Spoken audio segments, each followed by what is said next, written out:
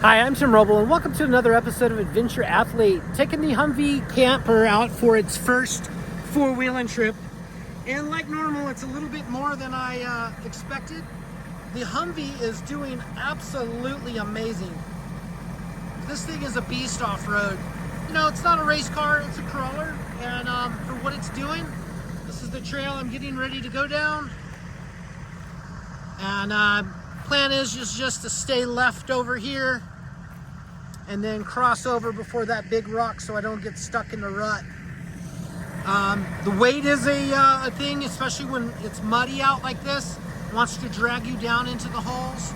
But all in all, I think it's just a beast. I think I got my first pinstripes on it. Zoom out a little bit here. But man, it actually works really well, even with the open differentials. Been using the brake trick to try to get it to, lock up, and it's doing really well. I have electronic lockers I got for it, and I'm looking forward to getting those in and really putting this thing through the paces. Anyway, that's just the update right now. Everything's going really good. I'm happy with this platform. Couldn't be more amazed in what it does.